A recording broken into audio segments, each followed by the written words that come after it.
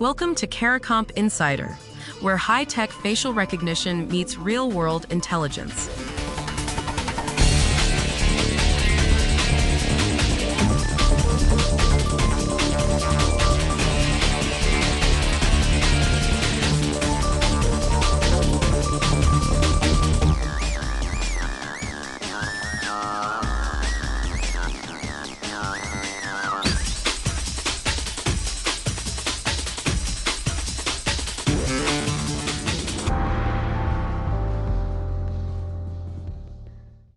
A woman learned that the abuse she survived as a child, abuse the FBI has tracked since she was in preschool, was fed into an artificial intelligence system decades later.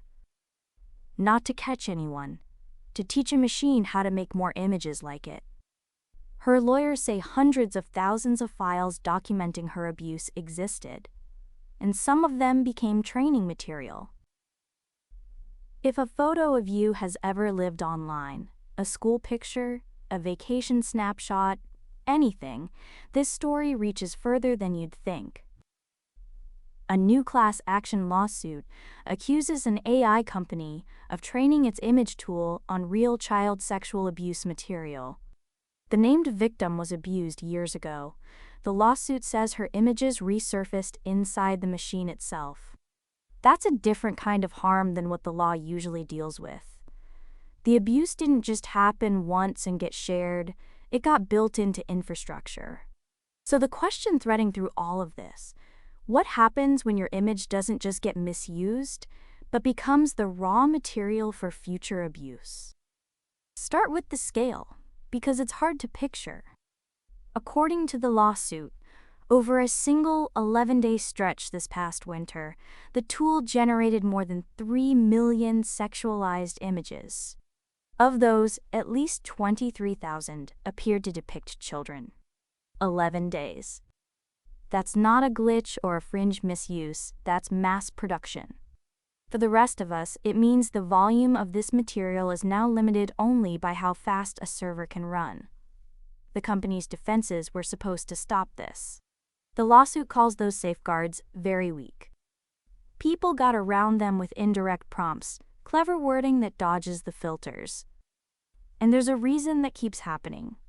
If the model still knows how to make the content, blocking certain words is like locking the front door while the back wall is missing. The ability lives inside the model, the filter just sits on top. Here's the part that should stop you. This isn't one company's mess. Academic researchers found hundreds of child abuse images sitting inside the open datasets used to train popular AI image tools. These are the giant collections scraped from the open internet, millions of pictures pulled in without anyone checking what's in them. So the pattern predates any single product. If a subject's images, or yours, ever landed in one of those datasets, that becomes a discoverable trail. For investigators, that's a new line of liability pointing straight at the vendors.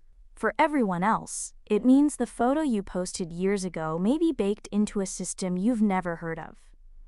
And this isn't rare.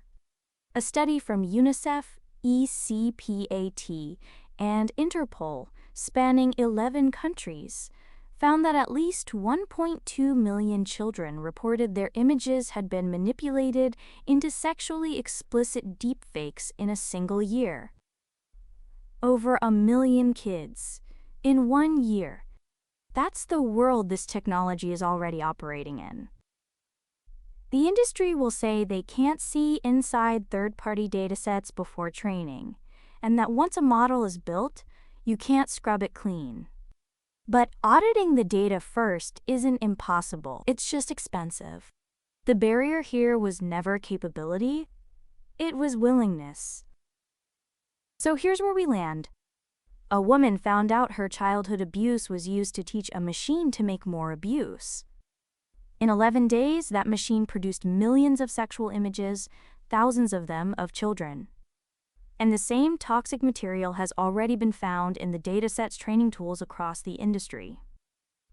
Whether you investigate these cases or just posted a family photo once, this rewrites what it means for an image to outlive the moment it was taken. The full story's in the description if you want the deep dive. Now you know something most people in this industry don't. Use it. And when you're ready to put it to work, caracomp.com. We'll see you tomorrow.